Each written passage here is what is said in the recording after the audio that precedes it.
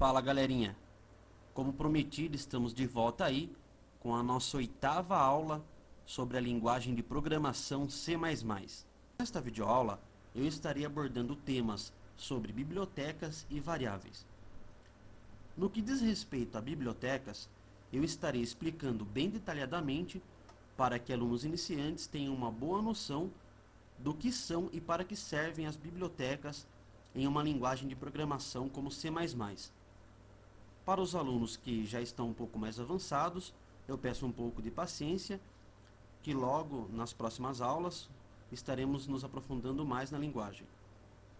Observe e reflita comigo sobre a seguinte analogia. Imagine que você possua um vasto gramado e necessite aparar a grama de toda esta área, mas você possui um cortador de grama elétrico. Por que, ao ir realizar o trabalho, você não se utilizará da tesoura manual de aparar grama, e sim do cortador de grama? Ou simplesmente, por que você não gastará meses e meses tentando projetar e construir um aparador de grama elétrico? Simplesmente porque você já possui um pronto. Ele é muito mais rápido, eficiente e prático. Você não precisará inventar um cortador de grama, porque simplesmente alguém já inventou e você possui um à mão. Esta analogia que eu acabei de fazer pode até parecer simples ou até antiquada, mas é exatamente isto que se aplica na hora de se programar. A biblioteca padrão do C++ nada mais é do que uma vasta coleção de classes, funções e variáveis já anteriormente escritas por alguém na mesma linguagem para facilitar a criação de programas e aplicativos. Então, quando usamos o comando include e incluímos no código-fonte do nosso programa uma biblioteca padrão do C++, estamos dizendo ao pré-processador que no momento da compilação ele inclua esta vasta gama de classes, funções e variáveis pré-programadas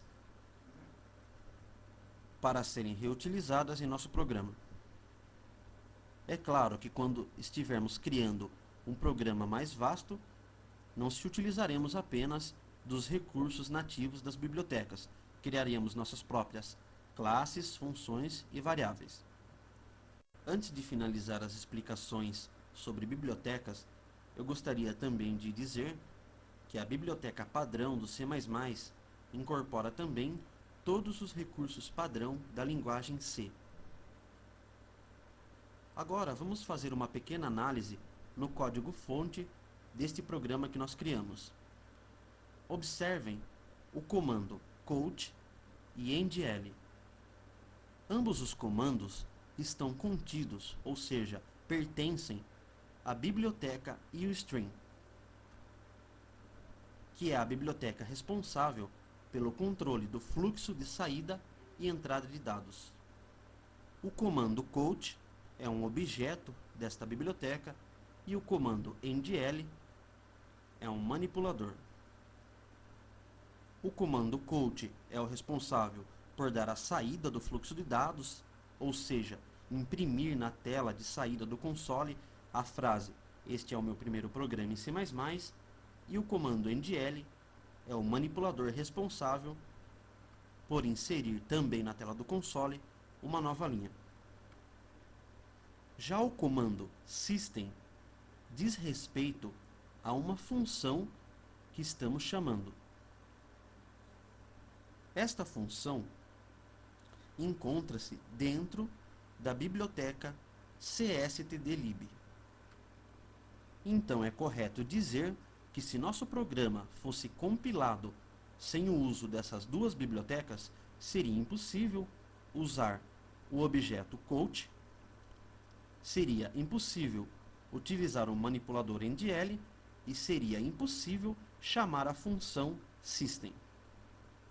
Espero que todos tenham entendido sobre o que são e para que servem as bibliotecas e o porquê delas serem incluídas em nossos códigos-fonte, em nossos programas. É claro que no decorrer das videoaulas estaremos conhecendo e utilizando muitas outras bibliotecas. Galera, antes de falar sobre as variáveis, eu gostaria de explicar o funcionamento das memórias RAM.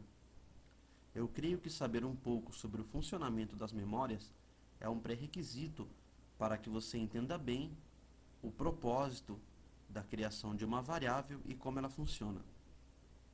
Sempre que criamos um programa, um software, existe a necessidade de armazenar informações na memória do computador. E isso é feito através de nossas variáveis. Os nomes que damos às nossas variáveis dizem respeito a posições na memória onde esses dados são armazenados. Se você realizar uma breve pesquisa, descobrirá que as memórias que usamos atualmente em nossos computadores são denominadas memórias RAM, que significa Random Access Memory, ou seja, memória de acesso aleatório. Isto significa que podemos acessar diretamente os dados nessa memória, ou seja, podemos acessar as células de memória diretamente. Isto significa que o processo de acesso às memórias RAM não é um processo sequencial, mas sim, como o próprio nome diz, aleatório.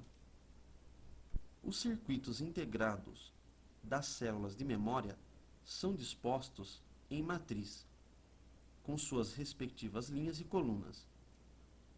Para que possamos entender, eu criei o pequeno exemplo abaixo. Uma pequena matriz e algumas variáveis. Notem que ao lado direito de cada variável foi declarado aí o tipo de dados que essa variável carrega. Então, declaramos a variável A, que carrega o valor inteiro 20, a variável B, que carrega o valor inteiro 500, e a variável C, que carrega o valor inteiro 1000.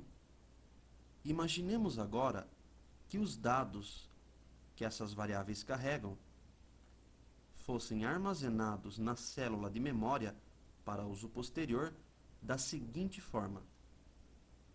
Os dados que a variável A carrega armazenados na interseção A3, ou seja, no encontro da linha A com a coluna 3. Os dados que a variável B carrega armazenados na interseção C5, o encontro da linha C com a coluna 5. E, por fim, os dados que a variável C carrega armazenados na interseção D5, encontro da linha D com a coluna 5. Posteriormente, quando fosse necessário acessar tais dados, seria muito simples para o computador, pois cada variável tem um nome específico, e seu nome é diretamente ligado às coordenadas das interseções onde os dados foram armazenados. Exemplo, se precisássemos recuperar o valor armazenado pela variável a memória RAM receberia um pulso elétrico na linha A e um pulso elétrico na coluna 3. E dessa maneira, conseguiria acessar os dados armazenados na interseção A3. Então, podemos associar uma variável com um local na memória do computador onde você pode gravar e recuperar dados. Bom, galera, a nossa 8ª aula sobre a linguagem de programação C++ vai ficando por aqui. Fiquem de olho aí na próxima aula, onde nós aprenderemos a criar variáveis e constantes.